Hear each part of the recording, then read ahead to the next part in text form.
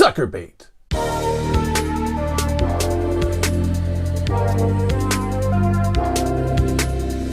This book is Sucker Bait by Robert O. Saber.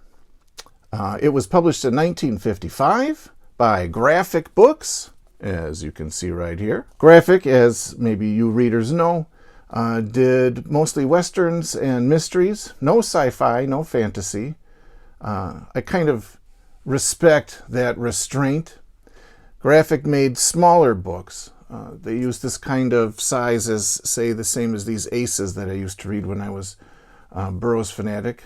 Not that I've lost my love, but you know. And they're not quite as big as, say, for example, a Gold Medal. The cover is by Robert A. McGuire. I found a photo that he used to make this piece. It's sort of his reference photo. You can see the similarities and some of the changes that he did between the two. I need my glasses. The question was, just how much comfort could an attractive young blonde like Susie Matson be to a disgruntled private eye? To find out, Carl Good made a date with her and walked smack into murder. This is a private eye book.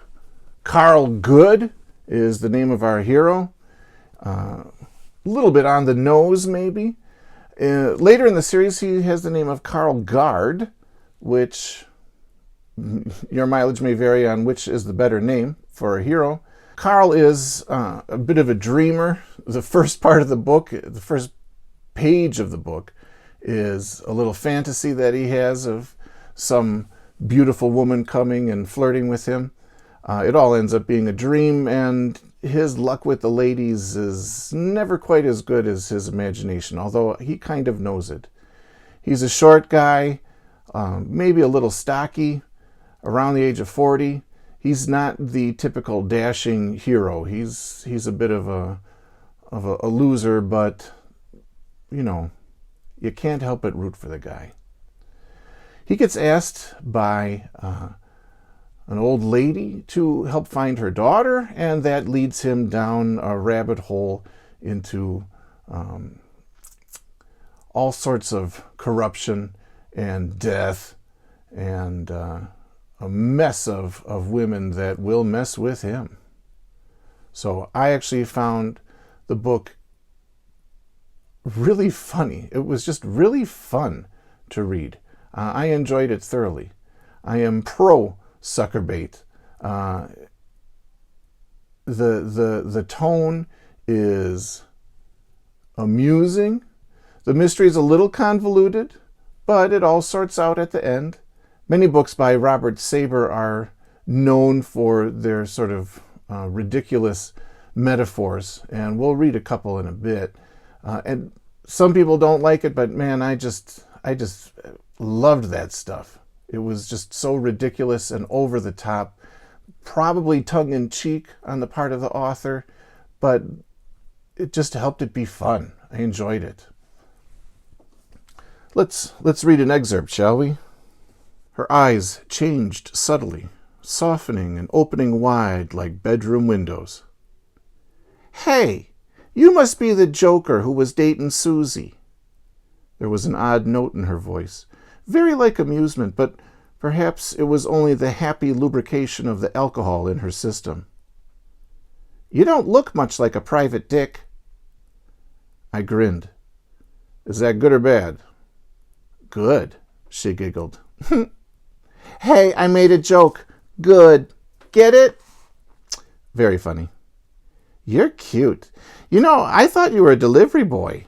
She smiled and lowered her voice a little as she confided. We can both have a drink when he gets here, okay? You bet, I said. Where's Ma, over at Annie's? Yeah, she went batting out of here and left me all by my lonesome. A remnant of innate caution stirred beneath her eyelids. Who told you about Ma and Annie? I didn't, did I? I've been checking on the racket, I told her. What racket? She lifted her chin and thrust back her shoulders, probably intending an effect of haughty indignation, but the movement merely tightened the front of her sheer dressing gown and made my eyes bulge. You know, baby, the old sucker game. When are you planning to hit Gerald? Gerald who? Are you kidding, baby? Or have you a short memory? Remember what happened a couple of weeks ago? Oh, him? She shrugged carelessly, and the front of her gown V'd open. I pretended not to notice. He's a jerk. I'm not interested in him anymore. She flashed me a smile as intimate as the rustle of sheets. I like big boys, like you. I smiled right back at her. Even if they're private dicks? She arched an eyebrow. Why not? Willie might not like it. That zig. She wrinkled her nose. He knows what he can do.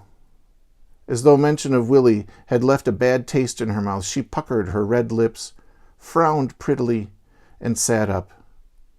Maybe I can find us something to drink. Want one? I couldn't let a lady drink alone. She giggled, getting to her feet, and confided. Secret? I'm no lady.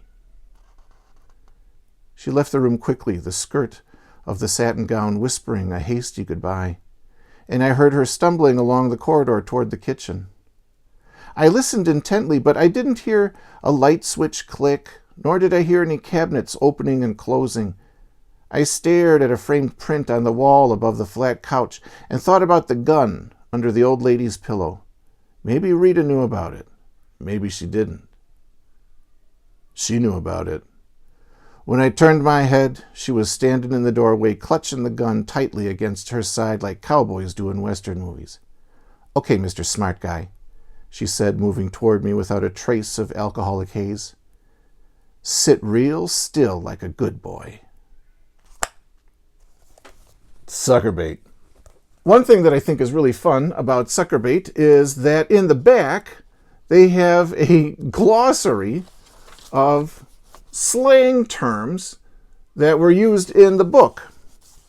A thieves' argot, it says. For example, bad eye is a menacing glance, or blister is a woman of loose morals.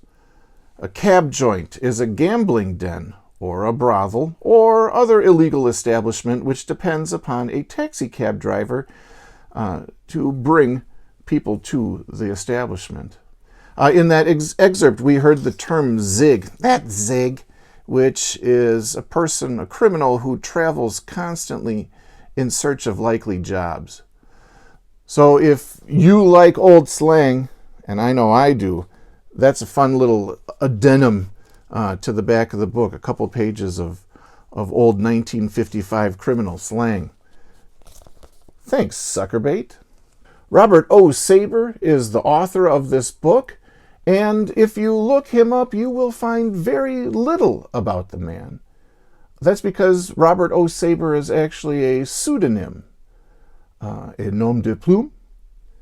The real author's name was Milton Ozaki. Sometimes authors give little hints of their real names in their pseudonyms, so the O is for Ozaki. I've seen it argued that Ozaki is, that Zaki is a Japanese for sword or saber, and so Robert O. Saber is kind of a play on Ozaki.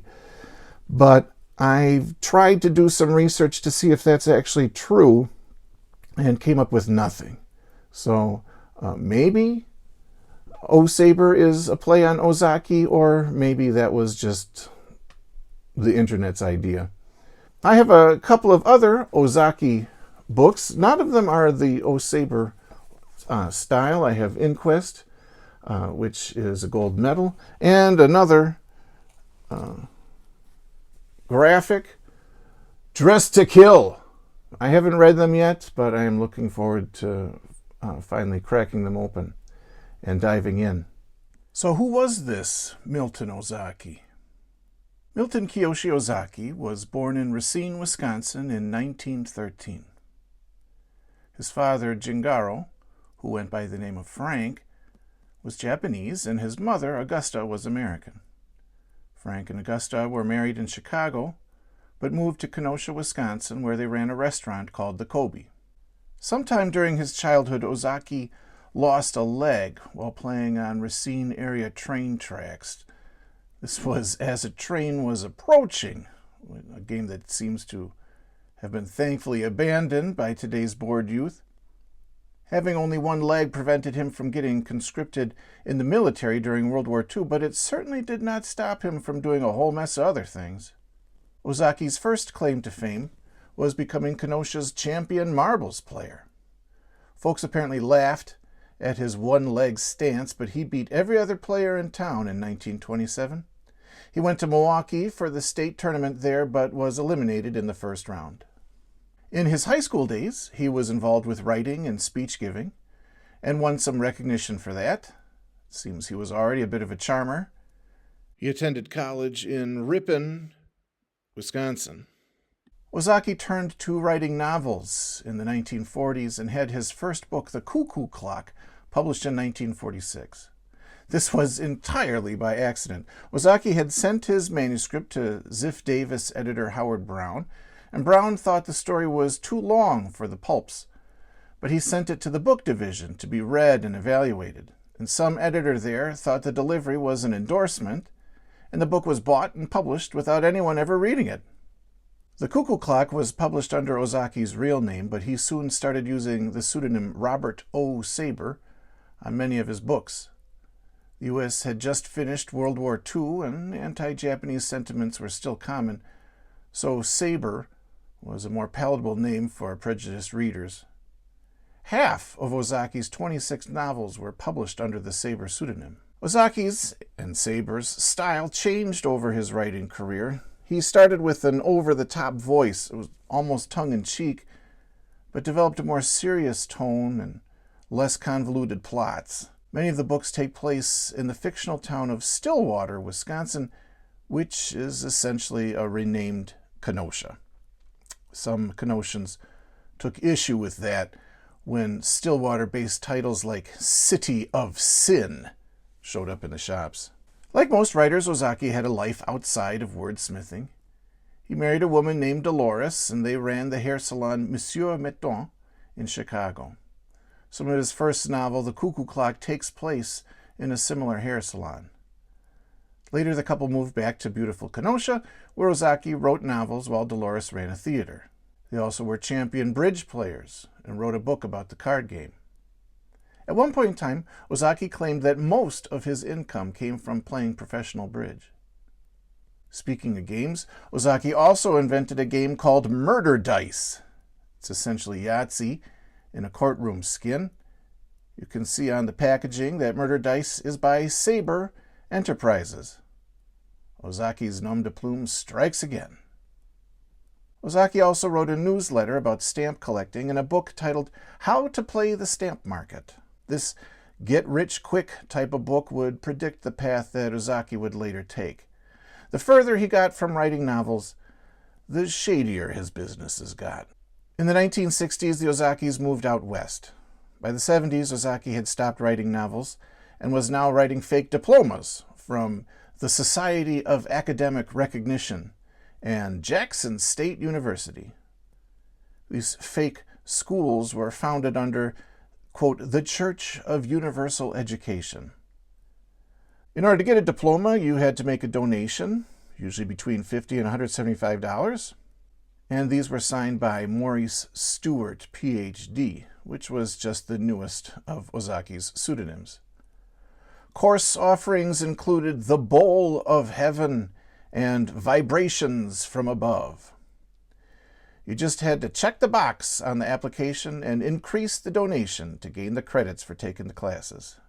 Eventually, the Better Business Bureau was notified about these fake diplomas, but customer complaints weren't about how phony the schools were, but rather how cheap the diploma paper was.